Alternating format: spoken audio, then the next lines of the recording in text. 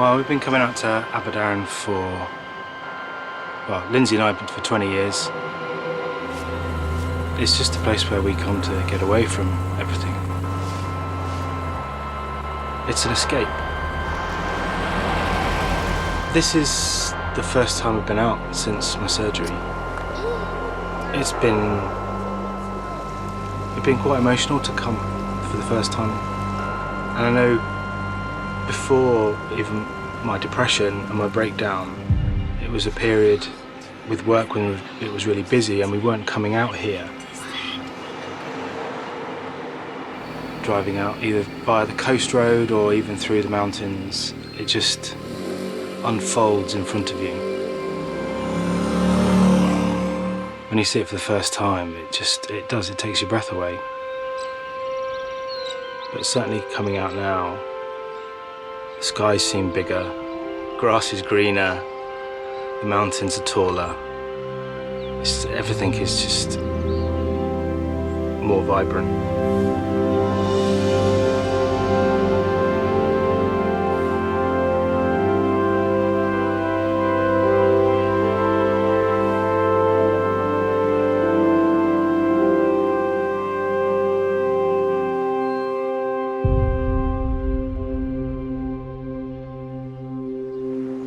I first started to notice depression. For me, it was just like a slow burn. Work was becoming more stressful, but instead of putting kind of family and home first, I kind of was focusing more on work and working harder at that. Just a perpetuating spiral of guilt. That was the first real sign that the children were being snapped at. It was as though he was just opting out. And I'm left there with the children, with work, with everything else, and I'm thinking, I don't get to opt out, why the hell should you? It really does pull you apart. The next thing I know, I kind of wake up one morning, I just couldn't go to work. I said to Lindsay, I can't do it. I physically cannot do it. Then he finally said, I just don't know what else to do. I just don't know how to deal with it. And that's when, she said, you need to call the doctors. You need to kind of speak to someone and just get some help. And he went, and that's when the doctor said, how do you feel? And he fell apart. And he came home from the doctors still sobbing.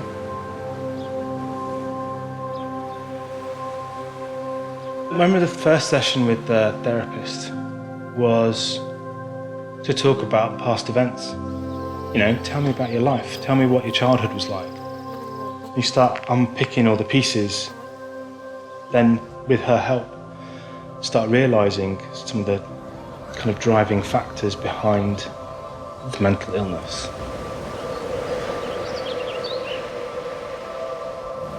The first time I remember my mum being sick, I remember my dad sat me down in my bedroom and told me that she was ill and that she had up to 2 years to live.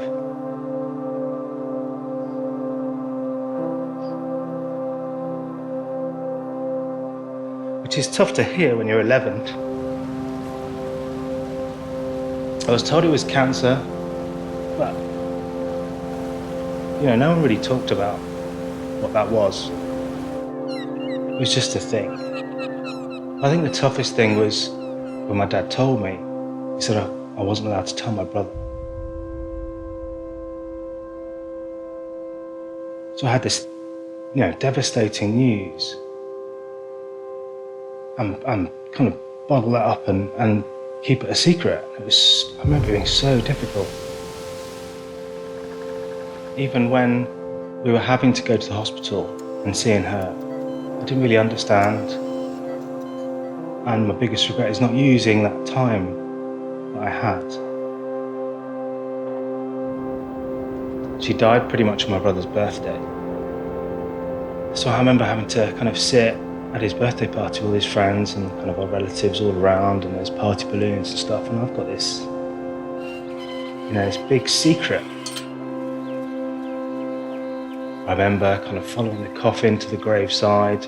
When the kind of service ended, I was there in my school uniform, and everyone else went off to the wake, and I had to walk to school on my own and kind of finish the rest of my day as if nothing had happened. And when I look back on that as kind of I started my first jobs and things like that, I kind of think, well, that kind of made me, in some ways, that experience. Something that's, I suppose, formed who I am now.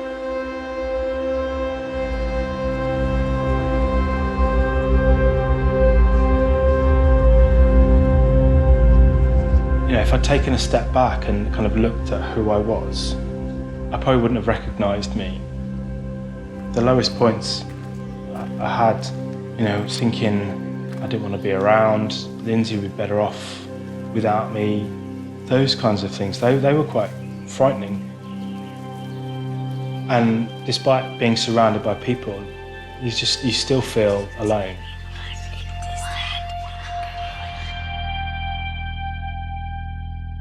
So one of the things I always had in the back of my mind, and I was 40, I had 2 kids. Izzy was the same age I was the same age my mum was. There were so many parallels.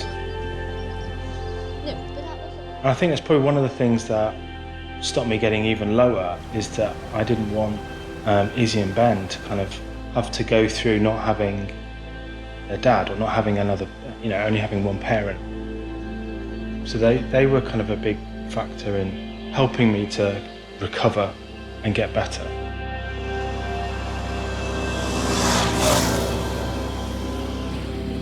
So part of the help I got to get through my depression and anxiety was I was on a course of antidepressants.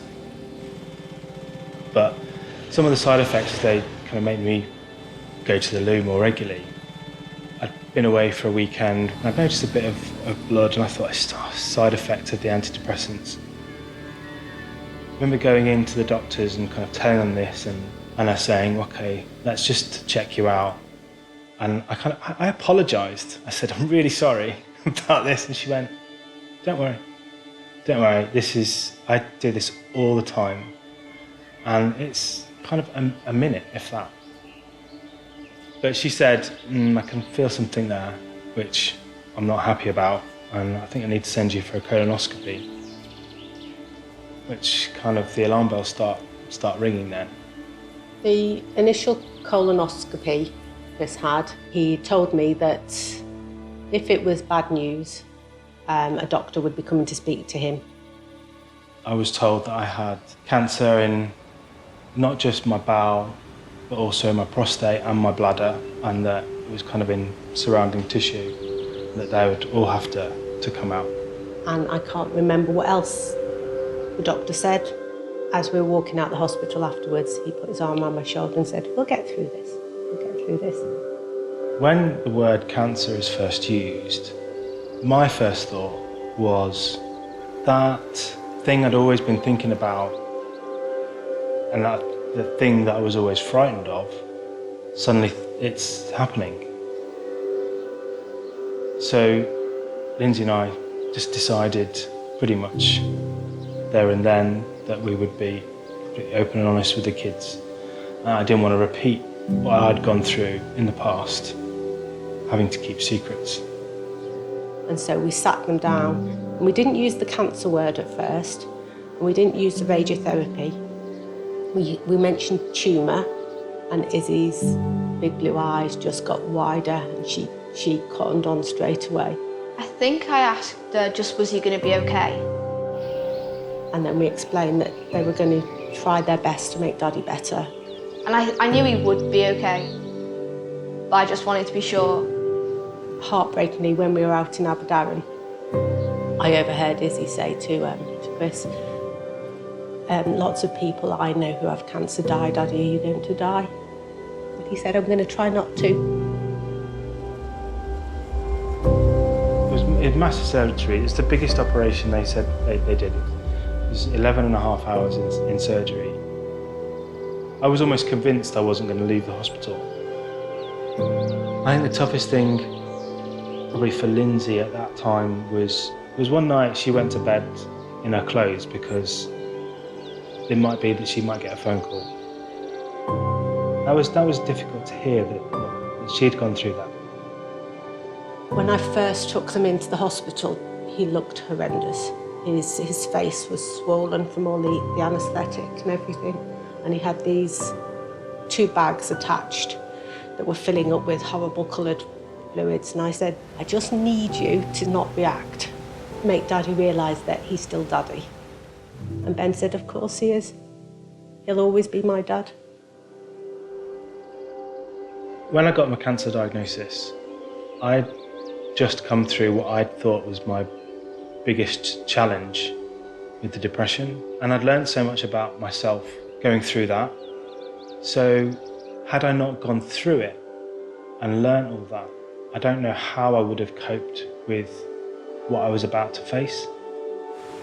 Being able to be open and talk and share with friends and family and Lindsay about what everything I was going through made it, even easier to cope with and get through.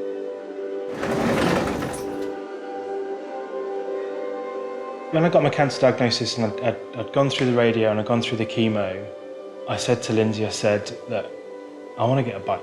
All this time I'd wanted a bike, and she was pretty good. She said, yeah, go ahead, get one.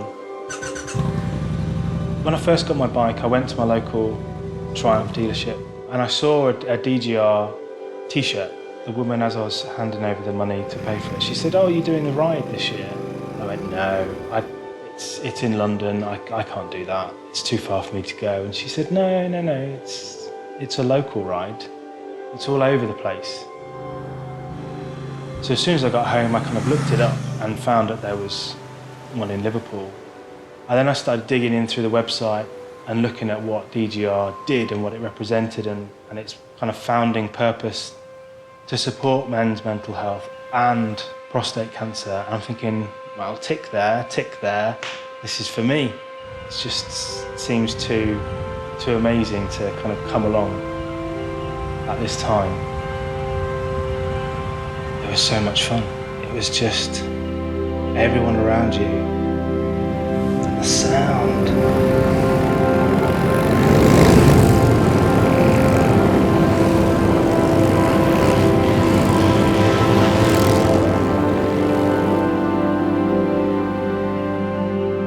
Just the sound going through the tunnel. Just everyone blasting away, these massive bikes. Just grinning like a Cheshire cat, just going through the Mersey tunnel, because it was just a phenomenal experience.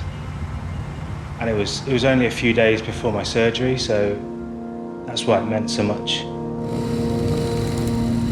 So I'd hope that when I do this year's ride, if anyone is going through that themselves and they recognise me, they can come and speak to me, and I'll sit down with them and have a coffee and a chat, and I'm always open. I'll give them the help that they need. I think it'll be the first stepping stone for someone. Talking is that first engagement to making a recovery, and once you start that, you're on your way.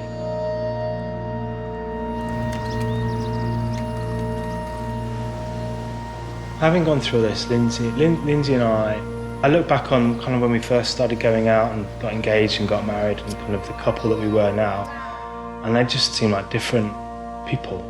We did say, obviously we wouldn't wish to relive all that we've been through, but we now really know how each other feels, how each other thinks. I can't imagine life without her. I think that makes us better people for it. I think everything that's happened to me has made me a better person. It's made me a better dad, maybe a better husband, maybe a better friend. I'm almost grateful for everything that's happened because of that, because it's made me more resilient, more open, happier, stronger. So I've got a lot to look forward to.